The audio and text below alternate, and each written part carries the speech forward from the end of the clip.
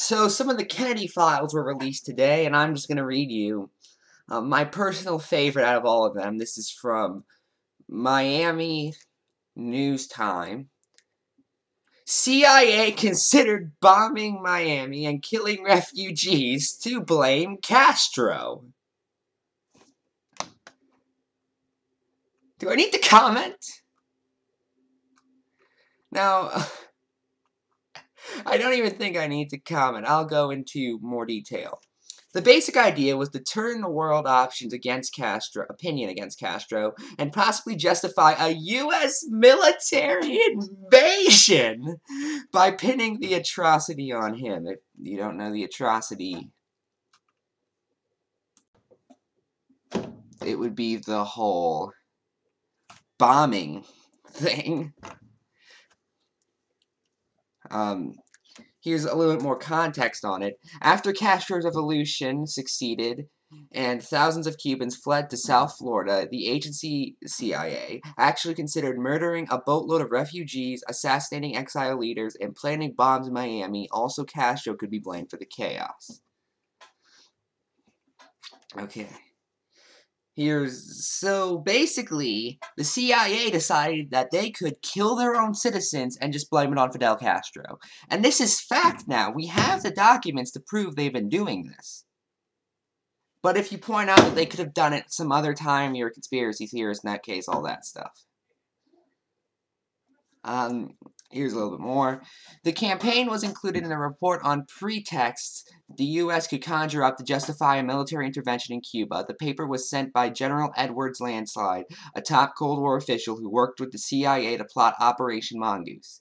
He sent the reports, which included 9 other pretexts, on April 12, 1962, to General Maxwell Taylor, who would soon become the chairman of the Joint Chiefs of Staff. And then it shows basically the report describing the plan. We could develop a communist Cuba terror campaign in the Miami area, in other Florida cities, and even in Washington. A terror campaign could be pointed at Cuban refugees seeking haven in the United States. We could sink a boatload of Cubans en route to Florida, real or simulated. I like that part. Just they don't even have to be real Cubans. We could foster attempts on lives of Cuban refugees in the United States, even to the extent of, this text is really small on the page, so it's kind of hard to read, of wounding in instances to be widely publicized, exploding a few plastic bombs in carefully chosen spots, the arrest of a Cuban agent, and the release of prepared documents substantiating Cuba's involvement also would be helpful in the project.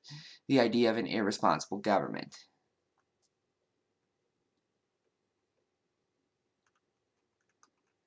Oh boy!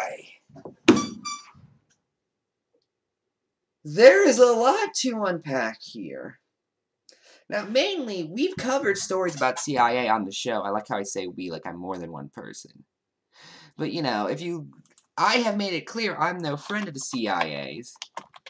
I genuinely consider them highly corrupt. I consider things like their torture practices, for instance, to be downright evil. And if you actually look at a lot of the things the CIA's done over the years, it hasn't been in the interest of the people, it's been in the interest of corporations. You know, we are the country that installed Pinochet, after all, who was a brutal dictator. In fact, you guys know the whole throwing communists out of planes thing? That was Pinochet. He didn't particularly like freedom of thought. Yeah, all other free market he was fine with. You know, I've covered their torture program several times, or at least a couple times in the past. And one thing we did is we were the ones who created the coup against the Iran government in the 1950s. However, if this proves anything, is not even the American people are safe from the CIA. They've never been safe. This was the 1960s. You think they're safe now? You think they're safe now? They aren't. And it's sad. I'm Ephrom, and good night.